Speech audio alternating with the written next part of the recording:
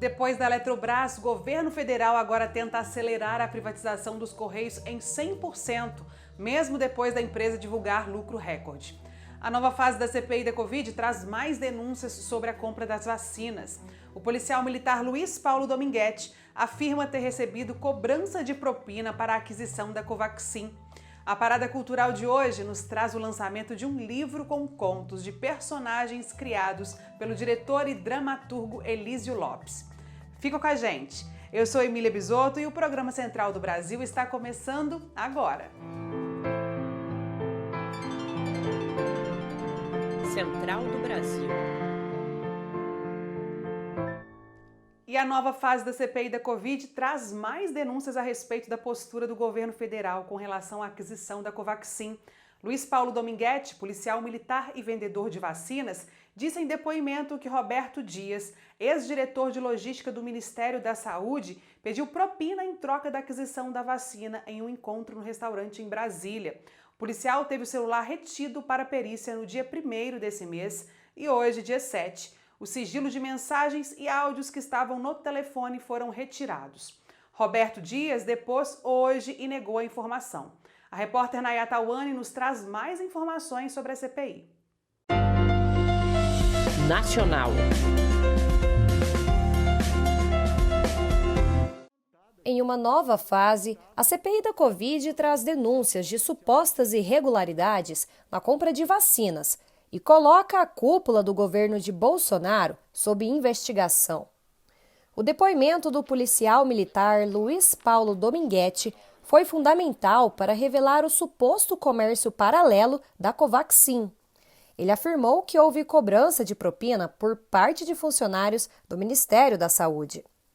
Para a senadora do MDB, Simone Tebet, essa denúncia é um dos principais argumentos que podem incriminar Bolsonaro e seus aliados. Agora é preciso investigar não só essa denúncia como outra que acabou de chegar ontem de outra tentativa de compra de vacina ineficaz para ver se temos ali casos típicos de corrupção, de peculato, de desvio de dinheiro, de tráfico, de influência e organização criminosa. A semana também foi marcada pelo depoimento da servidora do Ministério da Saúde, Regina Célia, que foi apontada na CPI como sendo quem autorizou a importação da Covaxin, apesar das irregularidades. Além disso, os trabalhos da comissão também seguiram nas buscas da atuação do chamado Gabinete do Ódio, que envolve parlamentares e assessores da base do governo em supostas disseminações de fake news e ataques nas redes sociais. O cientista político Vitor Vasques comenta que, se forem comprovados esses crimes, Bolsonaro perderá muitos apoiadores em uma possível reeleição. Pode manchar a imagem do governo numa parte da base fiel dele, que ainda se sustenta pela ideia de que o governo extinguiu a corrupção da política brasileira. Consequentemente, é muito prejudicial também para as pretensões eleitorais do Jair Bolsonaro em 2022. A expectativa para os próximos depoimentos é que ainda sigam nas buscas no suposto esquema de corrupção das vacinas, com previsão da oitiva de Carolina Palhares, diretora de Integridade do Ministério da Saúde. Já não é novidade que o governo de Jair Bolsonaro tem como meta privatizar empresas estatais Brasil afora. Com a privatização da Eletrobras, por exemplo, há o argumento de que os brasileiros terão conta de energia mais baixa, o que na prática não vem acontecendo. A falta de investimento público adequado para a geração de energia permitiu que o consumo dela ficasse mais caro por conta do aumento do custo de produção. De nada adianta leiloar ou vender empresas públicas se não há um planejamento prévio para manter essas empresas trazendo menos prejuízos ao país. O repórter Afonso Bezerra fez uma matéria especial tratando sobre o assunto. Trilhos do Brasil. Desde a campanha eleitoral, o presidente Jair Bolsonaro não esconde que sua meta prioritária é privatizar as principais empresas públicas brasileiras.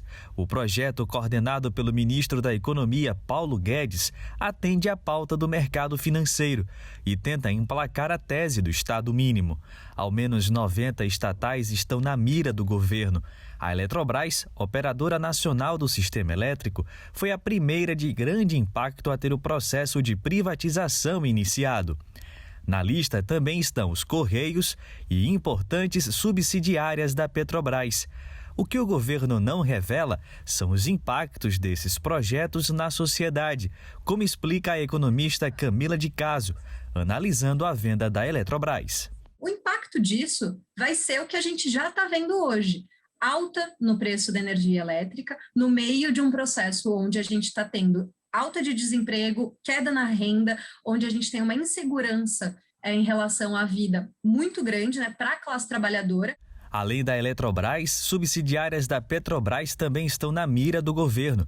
Recentemente, a BR Distribuidora, responsável pelo transporte do combustível, teve o processo de venda concluído. Refinarias históricas, como a Relan, na Bahia, também foram vendidas. Apesar de ser uma pauta reprovada pela sociedade, o presidente encara o custo político e conta com o apoio de parlamentares que representam o mercado no Congresso, como analisa o cientista político Maurício Michel Rebelo. Essa aposta de privatização no governo Bolsonaro é mais uma aposta para se credenciar junto ao mercado, né, para a próxima eleição, mais propriamente do que uma opinião pública em geral. O apoio do governo federal aos projetos de privatizações também estimula a venda de empresas estaduais. Estados já iniciaram a venda de companhias de saneamento, empresas de tecnologia e energia no Brasil, como é o caso de Alagoas, Paraná e Distrito Federal. O governo de Jair Bolsonaro, eleito por uma pauta liberal, segue cumprindo a agenda das privatizações estatais. Com o argumento de evitar o aumento da conta de energia, seguiu com a privatização da Eletrobras e agora tenta aprovar a venda de 100% dos Correios. A repórter Nayata Wani entrevistou o secretário-geral da FENTECT, Federação Nacional dos Trabalhadores em Empresas de Correios e Telégrafos e similares, José Rivaldo. Ele falou sobre a desestatização dos Correios e o descaso com os servidores que trabalham na companhia. Entrevista Central. O convidado de hoje é o José Rivaldo. Ele é o secretário-geral da Federação Nacional dos Trabalhadores em Empresas de Correios e Telégrafos, a FENTECT. Rivaldo, seja muito bem-vindo ao nosso programa. Sobre essa decisão do governo de vender 100% da estatal em apenas um único leilão. De que forma o caso dos Correios ele está ligado a outros processos de privatizações pelo governo? Estamos, todos os dias aí os Correios anunciam recorde de entrega de encomenda, em contrapartida com um lucro grande. O que a gente observa é o governo dando celeridade a um processo de privatização sem debater com os trabalhadores, com a sociedade. Então, assim, no nosso caso é pior, porque você não tem garantias nenhuma hoje de como vai ficar a vida dos trabalhadores, né? Coloca a Câmara aprova, coloca-se no leilão e vende-se a empresa, e quem comprar a empresa é que vai fazer todo esse processo de discussão. E o governo mente quando diz que, ao vender ao Correio, quem comprar vai fazer a universalização de serviços postais. Não vai. Quem faz hoje é o Correio, consequência do subsídio cruzado. De que forma essa privatização do Correios afetará toda a população brasileira?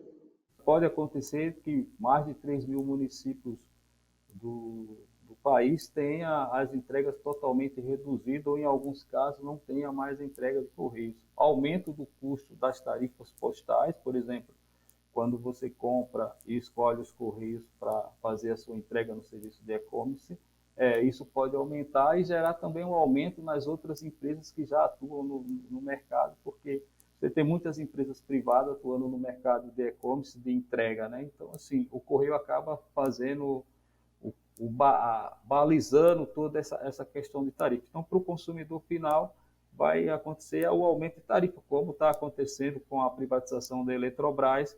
A gente viu e já está sentindo no bolso do consumidor, e vai sentir ainda mais porque as privatizações, elas visam lucro de quem compra, e quem compra não vai dividir lucro, né? Então, assim, o papel do Estado é ter empresas, boas, que prestem bom serviço à sociedade com um preço justo, que não é o caso de quem pega o seu dinheiro, aplica e compra a empresa. E quais os possíveis interesses por trás da privatização dessa estatal? A gente vê o governo Bolsonaro entregando todo o patrimônio público, né? As estatais sendo vendidas, a reforma administrativa. E assim, é uma entrega, é entregar por entregar, entendeu? Não tem uma política social, não tem um parâmetro de atendimento ao povo. Assim, o que nós nos lamentamos também é a questão, por exemplo, o governo propõe todas essas atrocidades e a Câmara dos Deputados, através do Centrão, através do presidente Arthur Lira, tem dado o aval. Então, assim, não é só o Bolsonaro, é parte da Câmara dos Deputados que tem aprovado todas as propostas privativas do governo Bolsonaro, como é com a Eletrobras, como é com o desmonte da própria Petrobras, como a gente está vendo a reforma administrativa que prejudica o servidor público e aí sempre tentando gerar na sociedade que os serviços públicos não são importantes ou são oferecidos de má qualidade, quando é uma mentira. Você tem, no caso das estatais, no nosso caso dos Correios, um sucateamento para gerar insatisfação na sociedade. E com isso você gera aí uma comunicação que, se privatizar, vai ficar melhor, vai ter mais investimento, quando a gente vê que todas as empresas públicas que foram privatizadas não funciona dessa forma. Enquanto a privatização não é efetivada, há uma perseguição aos trabalhadores que se opõem à privatização?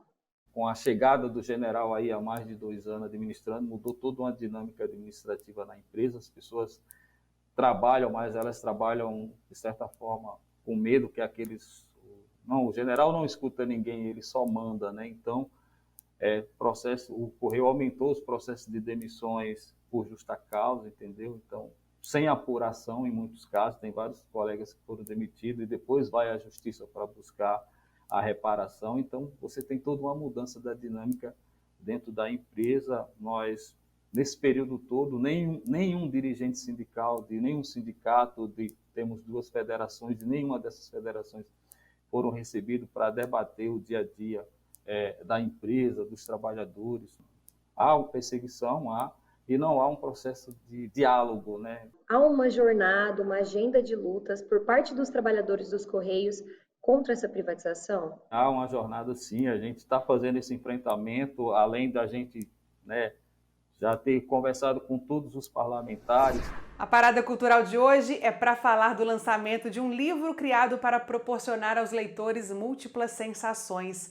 Se emocionar, fazer rir e trazer reflexões sobre como seria estar na pele dos personagens da obra. O projeto de lançamento conta com 20 atores que já atuaram em textos de TV ou cinema do autor, diretor e dramaturgo Elísio Lopes Júnior. Vamos conferir a sugestão cultural e um trecho do monoconto com o ator Dan Ferreira. Parada Cultural.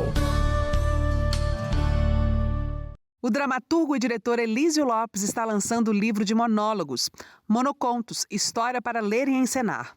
O livro traz uma coletânea de seres de cena. São mais de 100 monólogos, 2 peças inteiras e frases de alguns personagens. Quando eu beijei a primeira vez, eu me choquei.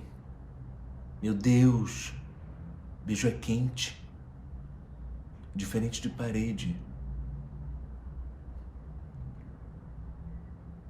Eu achei que qualquer dia eu daria um beijo, menos naquele dia. Por mais que eu tivesse sonhado e planejado aquilo. Ela me disse, você não vai me dar um beijo na boca? A obra, que é dividida em 5 atos, estimula o leitor a usar a imaginação e criar os atos seguintes. Tatiana Tiburcio, Isabel Filardes, Lázaro Ramos, Dan Ferreira e Emanuele Araújo estão entre os artistas que participaram dos vídeos do lançamento virtual interpretando os monólogos. O lançamento da obra acontecerá no próximo dia 27 desse mês. E para adquirir o livro, basta acessar o endereço www.editoramale.com.br. Bom, e o Programa Central do Brasil vai ficando por aqui.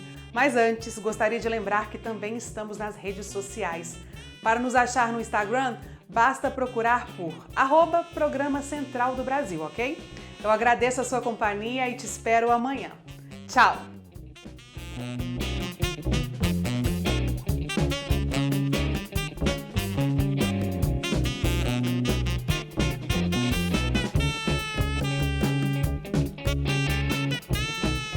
Central do Brasil, a rede de comunicação dos movimentos populares.